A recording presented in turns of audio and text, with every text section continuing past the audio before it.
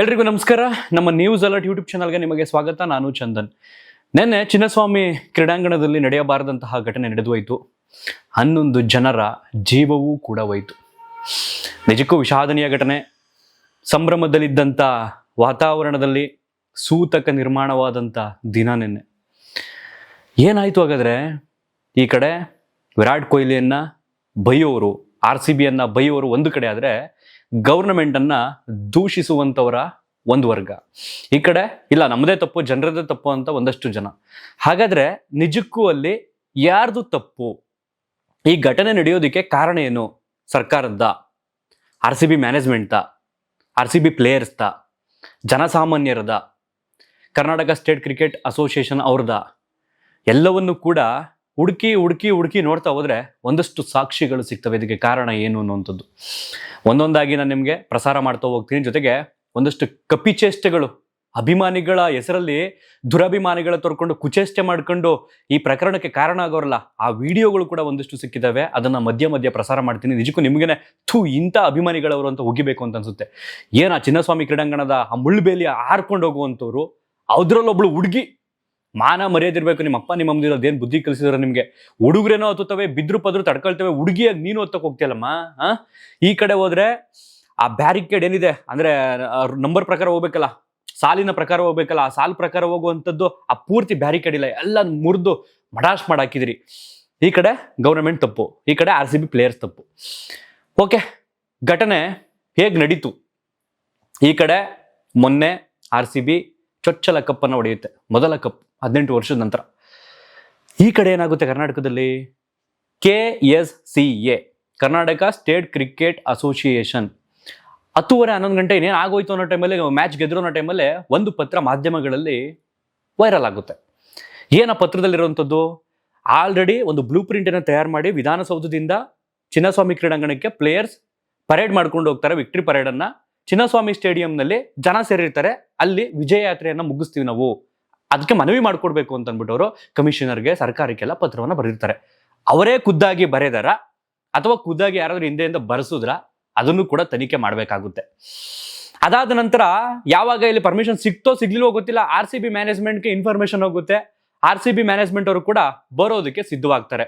ಅಪ್ಪಿ ತಪ್ಪಿ ಅವ್ರು ಬರಲಿಲ್ಲ ಅಂತಂದ್ರೂ ಎಷ್ಟು ದುರಾಂಕಾರ ನೋಡು ಬಡಿ ಮಕ್ಕಳಿಗೆ.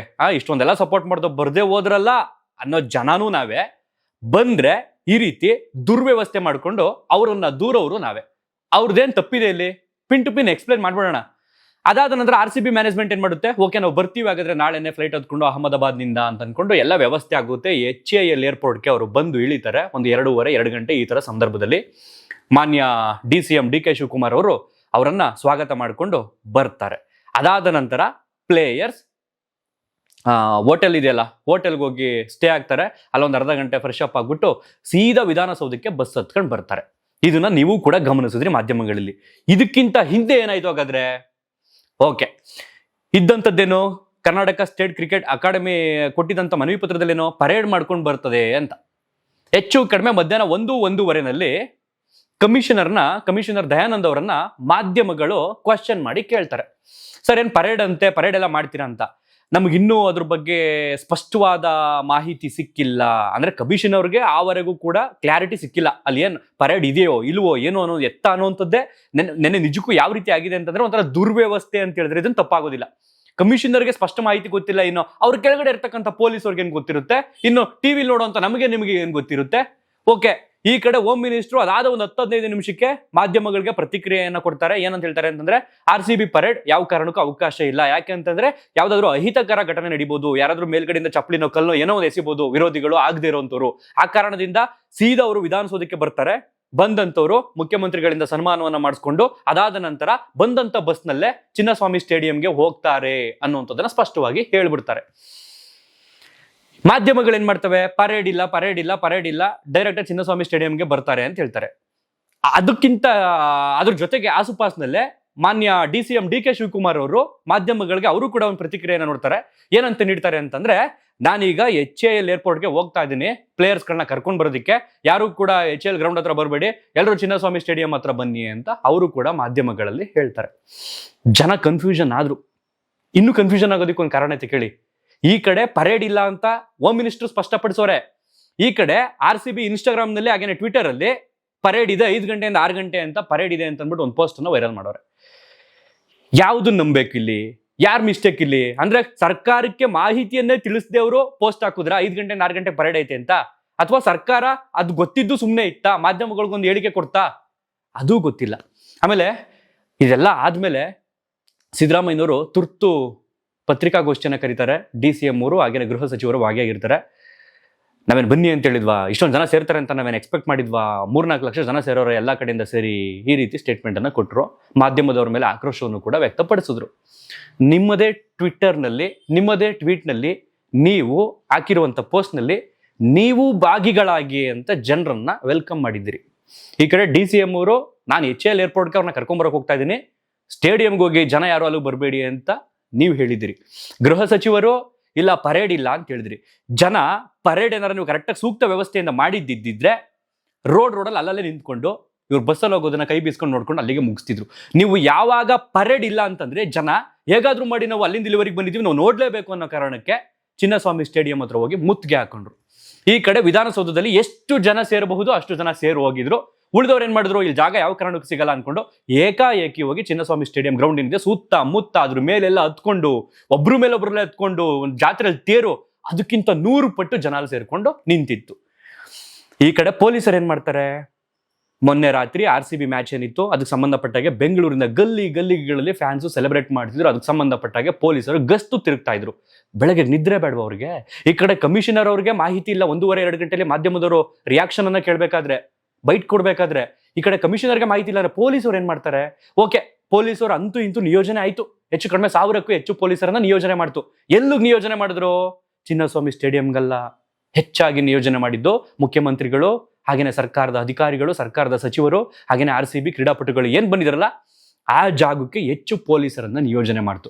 ಸಿದ್ದರಾಮಯ್ಯನವ್ರು ಕೇಳ್ತಿರು ಇಲ್ಲೇನಾರ ನಡೆದೈತಾ ಅಂತ. ಅದ್ ಹೆಂಗ್ ಸರ್ ನಡೆಯುತ್ತೆ? ಅಷ್ಟೊಂದು ಜನ ಪೊಲೀಸ್ ಇದಾರೆ ಕಂಟ್ರೋಲ್ ಮಾಡೋದಕ್ಕೆ, ಅದ್ ಹೆಂಗ್ ನಡೆಯುತ್ತೆ?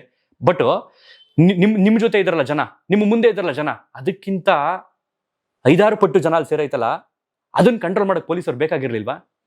ಓಕೆ, ಇದೆಲ್ಲದರ ಜೊತೆಗೆ ಕರ್ನಾಟಕ ಸ್ಟೇಟ್ ಕ್ರಿಕೆಟ್ ಅಕಾಡೆಮಿಯವರು ಅವ್ರದ್ದೇನಾ ಅಥವಾ ಅದು ಫೇಕ್ ಗೊತ್ತಿಲ್ಲ, ಒಂದು ಟ್ವೀಟ್ ವೈರಲ್ ಆಗೈತೆ, ಅದನ್ನು ಕೂಡ ನಾನು ಪ್ರಸಾರ ಮಾಡ್ತಾ ಇದ್ದೀನಿ, ನೀವು ನೋಡ್ಬೋದು.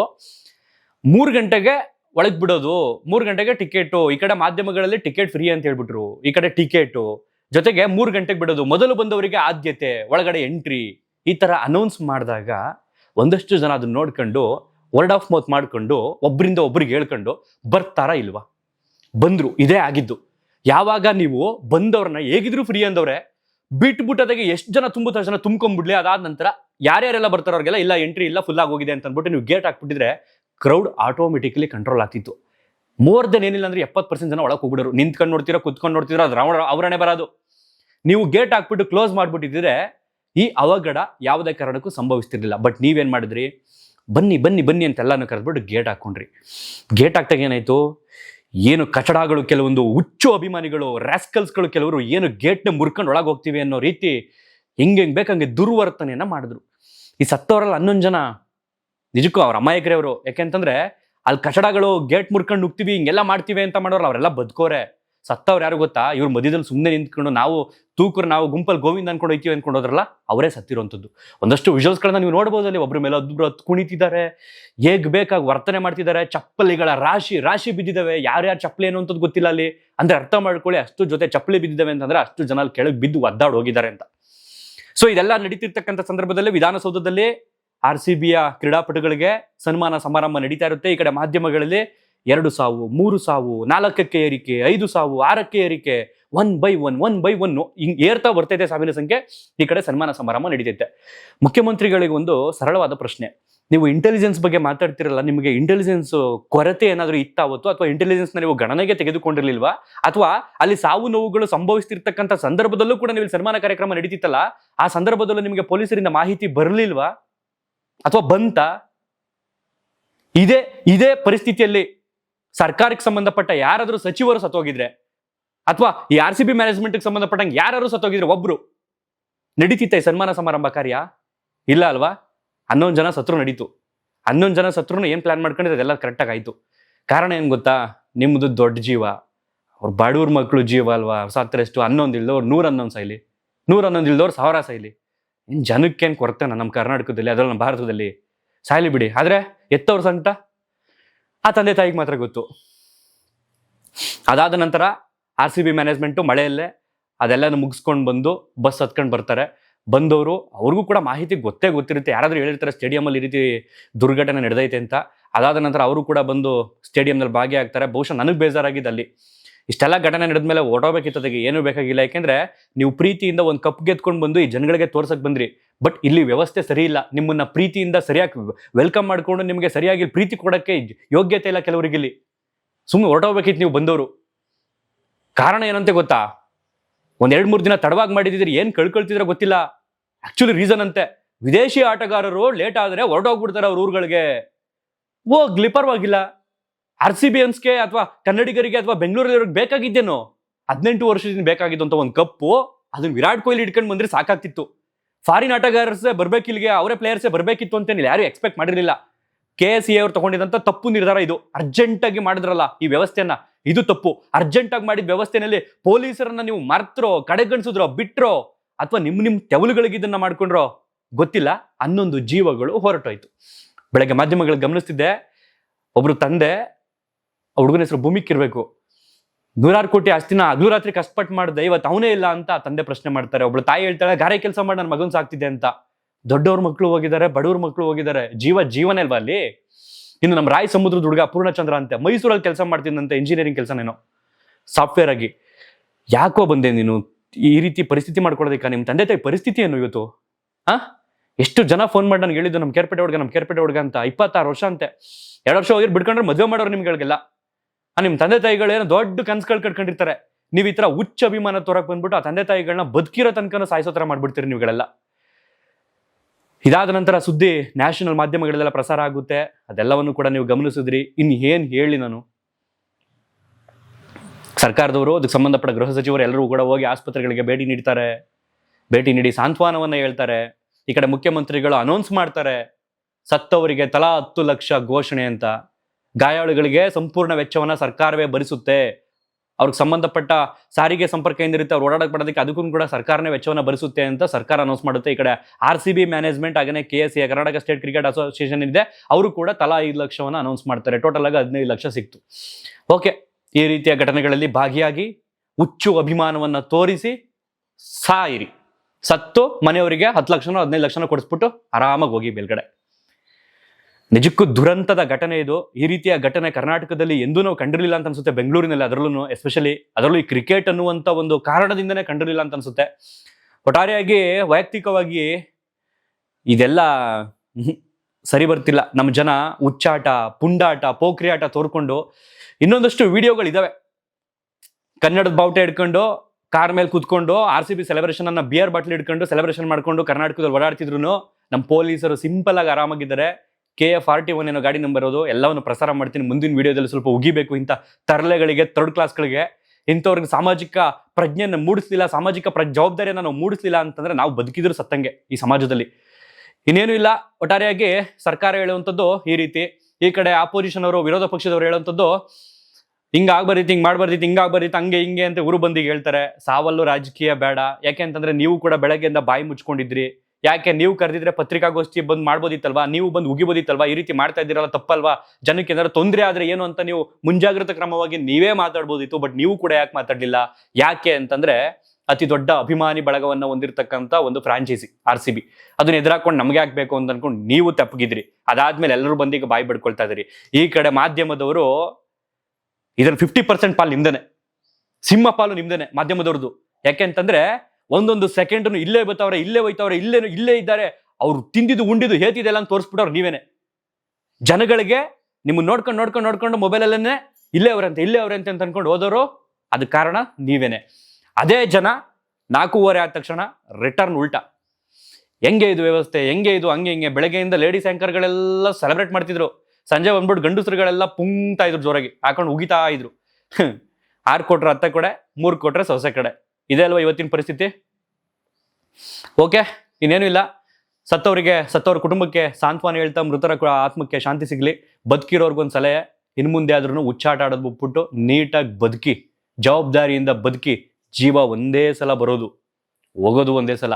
ಈಗ ಬದುಕಿದಿರಲ್ಲ ಒಂದು 30-40 ಜನ ಗಾಯಾಳುಗಳಾಗಿ ನಿಮ್ಗೆ ಯಾವುದೋ ದೇವ್ರದ್ದು ಪೂರ್ವ ಜನ್ಮದ ನಿಮ್ಮ ತಂದೆ ತಾಯಿ ಮಾಡಿರುವಂಥ ಪುಣ್ಯದ ಫಲಗಳಿಂದ ನೀವು ಬದುಕಿದ್ದೀರಿ. ಆ ಬದುಕನ್ನ ನೀಟಾಗಿ ಹೋಗಿ ದಡ ಸೇರಿಸ್ಕೊಳ್ಳಿ. ಹುಚ್ಚುಚ್ಚಾಟಕ್ಕೆ ತಿಕ್ಗಳ ಆಟಕ್ಕೆ ಹೋಗೋದು. ಅಭಿಮಾನ ಇರಲಿ. ನಮಗೆ ನಮ್ಮ ನಾಡು ನುಡಿ ಮೇಲೆ ಅಭಿಮಾನ ಇದೆ. RCB ಮೇಲೆ ಅಭಿಮಾನ ಇರೋದು ಒಂದೇ ಒಂದು ಕಾರಣಕ್ಕೆ, ಒಂದು ವಿರಾಟ್ ಕೊಹ್ಲಿ ಮೇಲೆ ಆದ್ರೆ ಮತ್ತೊಂದು ಅದರಲ್ಲಿ ಬೆಂಗಳೂರು ಅಂತ ಒಂದು ಹೆಸರೈತಲ್ಲ, ಆ ಒಂದೇ ಒಂದು ಕಾರಣಕ್ಕೆ ಆ ಟೀಮ್ ಮೇಲೆ ಅಭಿಮಾನ ಇರುವಂಥದ್ದು. ಆ ಅಭಿಮಾನ ಇರಲಿ. ಸೆಲೆಬ್ರೇಟ್ ಮಾಡಿ, ಖುಷಿ ಪಡಿ.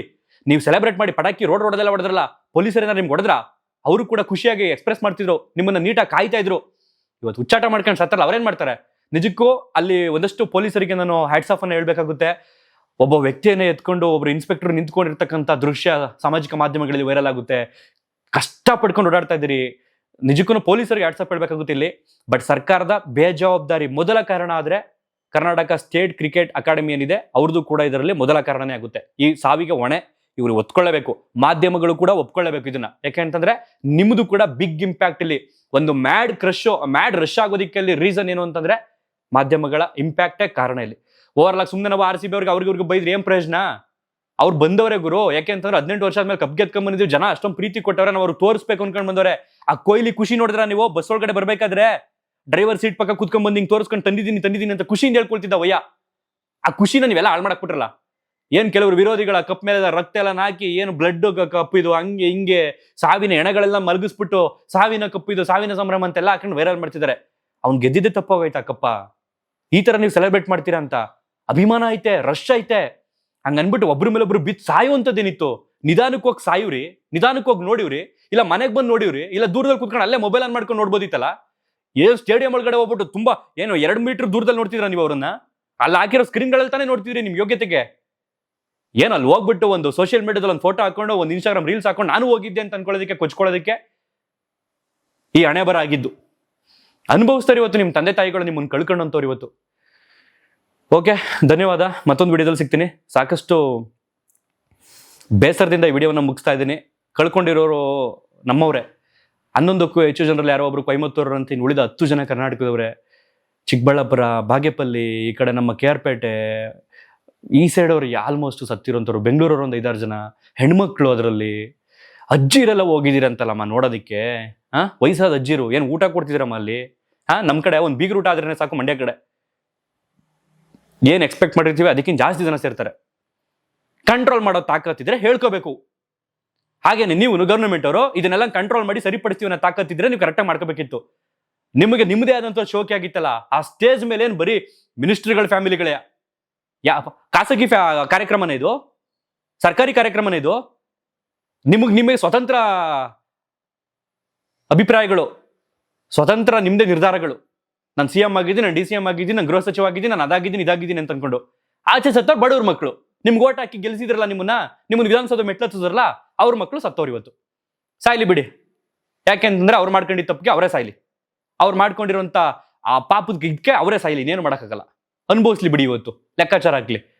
ಅವತ್ತು ಬಡ್ಕೊಂಡು ಹೇಳಿದ್ದೀನಿ, ರಾಜಕೀಯದವ್ರ ದಾಳಿಗೆ ಯಾವತ್ತೂ ಬಲಿಯಾಗಬೇಡಿ ಅಂತ. ಅವ್ರ ಮಕ್ಕಳು ಫಾರಿನಲ್ಲಿ ಓದ್ಕೊಂಡು ನೆಮ್ಮದಿಯಾಗಿ ಆರಾಮಾಗಿರ್ತಾರೆ. ಬೀದಿಗಿಳಿದು ಧರ್ಮ ಜಾತಿ ಅಂತ ಅನ್ಕೊಂಡು ಕಚ್ಚಾಡ್ತಿರೋ ನಾವೇನೆ. ನಮ್ಮ ದೇಶದಲ್ಲಿ ಯಾವಾಗ ಈ 4 ಅಮಲುಗಳು ತಲುಗುತ್ತೋ ಅವತ್ತೇ ಕರೆಕ್ಟ್ ಆಗುವಂಥದ್ದು. ಒಂದು ಜಾತಿ ಧರ್ಮದ ಅಮಲು, ಮತ್ತೊಂದು ಈ ಕ್ರಿಕೆಟ್ ಅಮಲು, ಮತ್ತೊಂದು ಈ ಸಿನಿಮಾ ಅಮಲು, ಮತ್ತೊಂದು ಈ ಪೊಲಿಟಿಕಲ್ ಅಮಲ್ ಐತಲ್ಲ. ಈ 4 ಅಮಲುಗಳು ಯಾವಾಗ ತೊಲಗುತ್ತೋ ನಮ್ಮ ದೇಶ ಬಿಟ್ಟು, ಅವತ್ತು ಜನ ಉದ್ಧಾರ ಆಗ್ತಾರೆ. ಆ ಅಮಲನ್ನ ಯಾವಾಗ ನಮ್ಮ ನೆತ್ತಿ ಮೇಲೆ, ನಮ್ಮ ತಲೆ ಮೇಲೆ, ನಮ್ಮ ಹೃದಯಕ್ಕೆಲ್ಲ ಅಂಟಿಸ್ಕೊಂಡು ಕುಣಿದಾಡ್ತಾ ಇರ್ತೀವೋ, ಆವಾಗ ನಮ್ಮಂತವ್ರ 4 ಜನ ಉಗಿದ್ರು, ಅದು ಬುದ್ಧಿ ಹೇಳಿದ್ರು ನಿಮ್ ತಲೆಗೆ ಅದು ಹೋಗೋದಿಲ್ಲ. ಇನ್ನೇನು ಮಾಡೋದಕ್ಕಾಗಲ್ಲ. ಇಲ್ಲಿಗೆ ಇದನ್ನ ಮುಗಿಸ್ತಾ ಇದ್ದೀನಿ. ಸುಮ್ಮನೆ ಮಾತಾಡಿ ಗಂಟ್ಲೆ ಕರ್ಸ್ಕೊಳ್ಳಿ. ಇನ್ನೊಂದು ವಿಡಿಯೋ ಮಾಡಲೇಬೇಕು, ನಾನು ಉಗಿಲೇಬೇಕು ಇಂಥ ಕಚಡ ಕೆಟ್ಟು ದುರಾಭಿಮಾನಿಗಳಿಗೆ. ನೆಕ್ಸ್ಟ್ ವಿಡಿಯೋದಲ್ಲಿ ಬರ್ತೀನಿ. Thank you, bye by.